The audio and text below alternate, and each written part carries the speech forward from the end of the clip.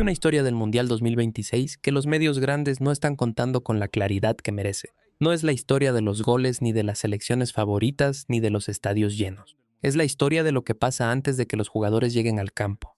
Lo que pasa en los aeropuertos, en las salas de migración, en los procesos de visa que algunos equipos y algunos funcionarios tienen que atravesar con una dificultad que tiene nada que ver con sus pasaportes deportivos ni con su nivel profesional y que tiene todo que ver con de dónde vienen y cómo los trata el mundo cuando creen que nadie está mirando. Y hay un caso específico que encendió esta conversación de una manera que no puede ignorarse. Un árbitro, un profesional certificado por la FIFA para impartir justicia en el torneo más importante del mundo. Un hombre que llegó a Estados Unidos con todas sus credenciales en orden, con su acreditación oficial, con todo lo que cualquier funcionario del Mundial necesita para entrar al país sede. Y que fue detenido en el aeropuerto durante horas, y al que finalmente se le negó la entrada. Su nombre es Hama Hagi, es somalí. Y lo que le pasó en ese aeropuerto dice algo sobre este mundial que los comunicados de la FIFA y las conferencias de prensa del comité organizador no van a decir nunca. En los próximos minutos vamos a contar esa historia completa. Vamos a ponerla en el contexto de décadas de trato desigual que los equipos y los jugadores africanos han enfrentado en el fútbol internacional. Vamos a hablar de lo que está pasando con algunos de los equipos africanos que participan en este mundial y las dificultades que han enfrentado para llegar. Y vamos a hacer algo que los medios grandes rara vez hacen en esta conversación. Vamos a contrastar ese trato con lo que México, el otro país sede, está haciendo de manera diferente. Porque hay una diferencia, y esa diferencia merece ser nombrada. Empecemos con Hama Hagi porque su caso es el detonador de todo lo que viene. Hama Hagi es un árbitro internacional con experiencia en competencias de alto nivel en el continente africano. Fue seleccionado por la FIFA para participar como árbitro en el Mundial 2026, lo que en términos profesionales es el equivalente de llegar a la cima de tu carrera. No cualquier árbitro llega al Mundial. La FIFA tiene procesos de selección rigurosos que evalúan años de desempeño, de evaluaciones técnicas, de torneos previos. Ser seleccionado es una distinción que representa el reconocimiento de la propia institución que gobierna el fútbol mundial de que eres uno de los mejores en tu oficio. Hagi llegó a un aeropuerto en territorio de Estados Unidos con su acreditación oficial del Mundial, con los documentos que la FIFA le proveyó, con todo lo que en teoría debería ser de su proceso de entrada una formalidad de minuto. Lo que ocurrió fue otra cosa, fue detenido, llevado a una sala de detención migratoria, sometido a un proceso de revisión que se extendió durante horas, y al final de ese proceso la respuesta fue no, no puede entrar. Un árbitro acreditado por la FIFA para impartir justicia en el mundial más grande de la historia no pudo entrar al país donde ese mundial se estaba jugando. La FIFA tuvo que intervenir. Hubo comunicaciones de emergencia entre los funcionarios del organismo internacional y las autoridades migratorias de Estados Unidos. Hubo gestiones que no deberían haber sido necesarias para un funcionario con acreditación oficial de un evento que el propio gobierno de Estados Unidos coorganiza. Y al final Hagi pudo participar en el torneo, aunque a través de rutas alternativas que implicaron que su experiencia de llegada al mundial fue una de retención, de cuestionamiento, de tener que demostrar lo que sus documentos ya deberían haber demostrado solos. Cuando la noticia salió al público, la reacción fue inmediata y fue contundente. Jugadores, exjugadores, periodistas deportivos y aficionados de todo el mundo, especialmente del continente africano, señalaron lo que el caso dejaba en evidencia, que hay personas que llegan a los aeropuertos de ciertos países con todos sus documentos en orden, y aún así enfrentan un proceso que no es el que enfrentan otros con los mismos documentos pero con pasaportes de otros países. Esa diferencia tiene un nombre. Y aunque en los comunicados oficiales nadie lo va a usar, en la conversación real entre aficionados y entre los propios actores del fútbol africano, ese nombre se usa sin rodeos. Se llama discriminación. Pero el caso de Hagi, por doloroso e injusto que sea en sí mismo, no es un evento aislado. Es el punto más visible de una tendencia que tiene décadas de historia en el fútbol internacional y que el contexto del Mundial 2026 está poniendo bajo una luz que resulta difícil de ignorar. La historia del fútbol africano en los mundiales es una historia de talento extraordinario que ha tenido que abrirse paso a través de obstáculos que los equipos europeos y sudamericanos simplemente no enfrentan. No estamos hablando de obstáculos en el campo. En el campo, los equipos africanos han demostrado repetidamente que pueden competir al más alto nivel. Estamos hablando de los obstáculos que preceden al campo, los que se presentan en las embajadas, en las oficinas consulares, en los procesos de visa, en los aeropuertos, en las revisiones de documentación que en algunos casos parecen diseñadas no para verificar la identidad, sino para dificultar el acceso. En mundiales anteriores hubo episodios que quedaron documentados en los registros del fútbol internacional, como ejemplos de ese trato desigual. Jugadores africanos que tuvieron que esperar semanas para obtener visas que sus contrapartes europeas recibieron en días. delegaciones que fueron sometidas a revisiones en aeropuertos que otras delegaciones no enfrentaron, situaciones donde los propios clubes europeos que tenían jugadores africanos en sus plantillas tuvieron que intervenir directamente para resolver procesos que para otros futbolistas fueron trámites simples. Eso no es anécdota, es un patrón. Y los patrones que se repiten en el tiempo y que afectan sistemáticamente a personas del mismo origen geográfico y racial tienen un nombre que en el derecho internacional y en los estándares de derechos humanos se llama discriminación estructural. La discriminación estructural es distinta de los actos individuales de racismo en el sentido de que no requiere necesariamente que haya una persona tomando una decisión deliberadamente racista en un momento específico. Es la acumulación de políticas, procesos y prácticas que producen resultados sistemáticamente diferentes para personas de distintos orígenes, aunque en teoría se apliquen las mismas. Reglas para todos. Es el sistema produciendo resultados desiguales de manera consistente. Y cuando esos resultados desiguales afectan repetidamente a personas africanas o de origen africano en el contexto del fútbol internacional, la conversación sobre racismo estructural en el deporte no es una exageración ideológica, es la descripción precisa de lo que está documentado. Y aquí es donde el contexto del Mundial de 26 añade una capa de complejidad que no existía de la misma manera en torneos anteriores. Este Mundial se organiza en 3 países, Estados Unidos, México y Canadá. Cada uno de esos países tiene sus propias políticas migratorias, sus propios procesos de entrada, sus propios criterios para determinar quién puede cruzar sus fronteras y bajo qué condición. Y esas políticas no son iguales entre los 3 países. Tienen diferencias que en el contexto de un evento que trae a personas de prácticamente todos los países del mundo se vuelven muy visibles. Las políticas migratorias de la administración Trump en Estados Unidos han sido notoriamente más restrictivas que las de periodos anteriores. Han afectado de manera desproporcionada a personas provenientes de países africanos, de países de mayoría musulmana y de países en desarrollo en general. Eso no es una interpretación política. Es lo que los datos migratorios de los últimos años muestran de manera consistente. En ese contexto, que un árbitro somalí sea detenido durante horas y casi no pueda entrar al país donde se juega el Mundial no es sorprendente para quienes conocen esas políticas. Es el resultado predecible de la aplicación de políticas migratorias que no hacen excepciones significativas incluso para funcionarios acreditados de eventos internacionales de la magnitud del Mundial. Pero hay algo que sí es sorprendente, o al menos que merece ser destacado porque contrasta con esa realidad de manera muy significativa. México está haciendo algo diferente, y esa diferencia no es retórica ni es solo declaraciones de bienvenida en los comunicados de prensa del gobierno. Es una diferencia operativa que se traduce en la experiencia real de los equipos y delegaciones que llegaron a las sedes mexicanas. Los equipos africanos que llegaron a México para sus partidos encontraron un proceso de entrada que fue descrito por sus propias delegaciones, como fluido, profesional y respetuoso. Los procesos de acreditación en los aeropuertos mexicanos funcionaron sin los incidentes que se reportaron en algunas de las sedes estadounidenses. El personal de migración y de seguridad en los aeropuertos mexicanos fue capacitado específicamente para el Mundial, con protocolos que tomaron en cuenta la diversidad de los visitantes y que priorizaron la eficiencia y el respeto en el trato.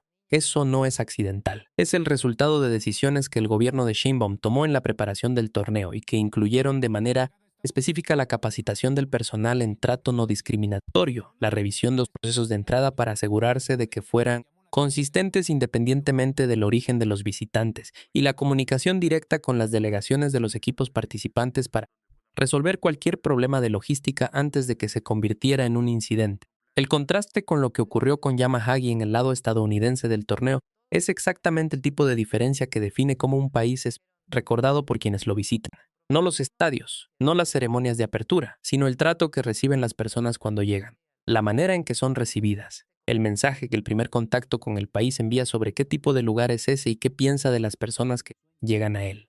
Y hay algo más en la historia del trato a los equipos y delegaciones africanas en este mundial que también merece atención, aunque requiere ser presentado con la precisión que la documentación disponible permite. Han circulado testimonios y denuncias sobre revisiones que algunos viajeros de países africanos describieron como excesivamente rigurosas, como desproporcionadas en comparación con lo que otros viajeros de países diferentes experimentaron en los mismos aeropuertos. Testimonios de personas que fueron sometidas a procesos de revisión que sus compañeros de viaje de otras nacionalidades no enfrentaron. Relatos de esperas que se extendieron más allá de lo razonable sin explicaciones claras. Esos testimonios son importantes y merecen ser tomados en serio, aunque también merecen ser presentados con la claridad de que son testimonios, que la documentación periodística rigurosa de algunos de esos casos específicos está en proceso, y que la diferencia entre lo que puede confirmarse con certeza y lo que está en proceso de verificación Es una distinción que un canal que quiere ser creíble tiene que hacer de manera explícita. Lo que sí puede decirse con certeza, porque está documentado y porque tiene múltiples fuentes independientes que lo confirman, es el patrón más amplio que esos testimonios ilustran. El patrón de que los viajeros africanos y de países en desarrollo enfrentan de manera sistemática procesos de entrada más difíciles, más largos y más rigurosos que viajeros de países europeos o norteamericanos con perfiles similares y con la misma documentación en regla. Ese patrón no requiere inventar casos específicos para ser denunciable. Está en los datos. Está en los reportes de organizaciones de derechos humanos que llevan años documentándolo. Está en los testimonios de jugadores y funcionarios del fútbol africano que lo han descrito en múltiples ocasiones. Y está en el caso de Hama Hagi, que lo convirtió en noticia internacional de una manera que es difícil de ignorar cuando ocurre en el contexto del torneo más visto del mundo. La pregunta que este patrón plantea para el Mundial 2026, para la FIFA y para los países organizadores, es una pregunta que el deporte no puede seguir evitando con declaraciones genéricas sobre la unidad que el fútbol genera. Si el fútbol es realmente el deporte más universal del mundo, si su promesa es que en el campo lo que importa es el talento y no el origen, si el Mundial es el escenario donde esa promesa se realiza de manera más visible, entonces todo lo que ocurre antes de que los jugadores lleguen al campo tiene que ser coherente con esa promesa.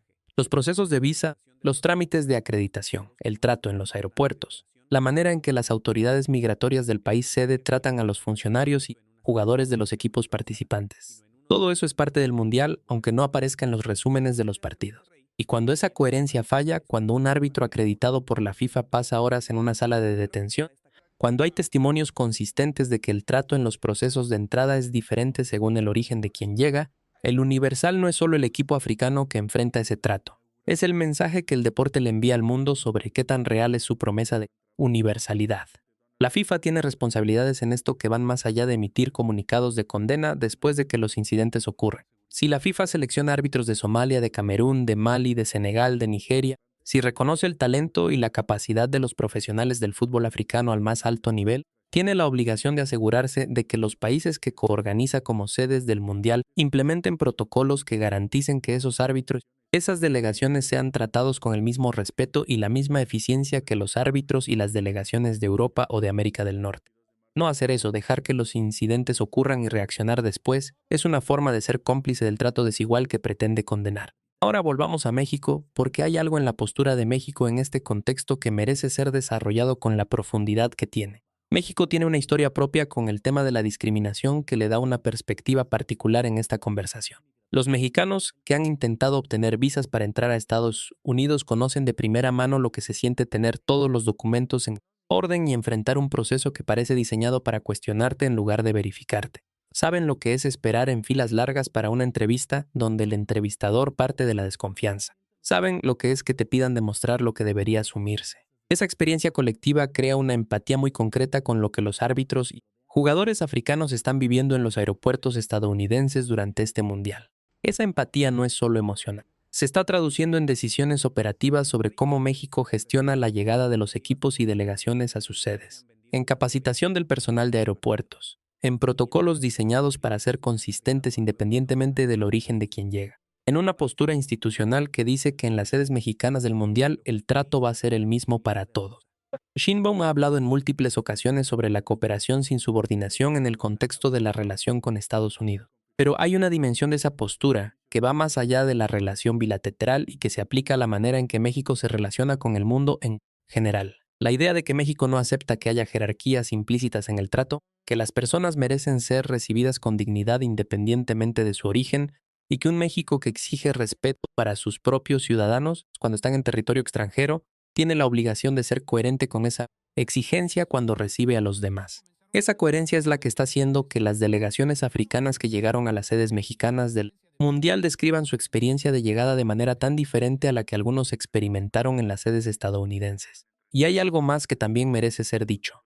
México tiene una tradición de relaciones con el continente africano que, aunque ha sido menos densa de lo que podría ser, tiene momentos de solidaridad real que forman parte de la historia diplomática del país. México votó en la ONU en múltiples ocasiones en posiciones que respaldaron los procesos de descolonización africana. Mantuvo relaciones con movimientos de liberación en periodos en que eso tenía costos diplomáticos reales. Y ha tenido una postura consistente en los organismos multilaterales de respaldo a los países en desarrollo que incluye a los países africanos. Esa historia no se traduce automáticamente en una relación profunda y sustantiva entre México y el continente africano porque las relaciones diplomáticas y comerciales entre México y África siguen siendo mucho menos desarrolladas de lo que podrían ser. Pero sí crea una base de principios compartidos que en el contexto del Mundial se está expresando de maneras concretas. El trato que los equipos africanos reciben en las sedes mexicanas no es solo hospitalidad turística. Es un mensaje político sobre cómo México entiende su papel en el mundo y sobre qué tipo de país quiere ser en su relación con el sur global.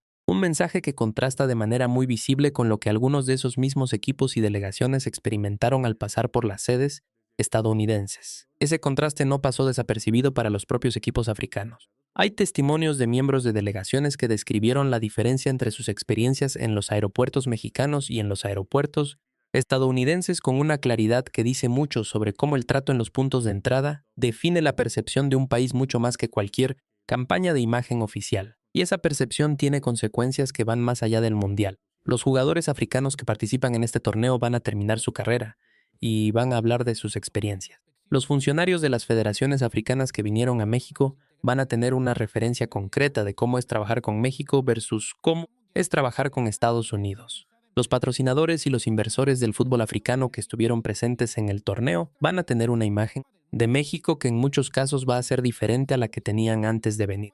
Todo eso construye algo que no aparece en las estadísticas de turismo, pero que es igualmente valioso. Construye una reputación de país que trata bien a quienes llegan, que es coherente entre sus principios y sus prácticas, que cuando dice bienvenidos lo dice de verdad y no solo en los carteles del aeropuerto.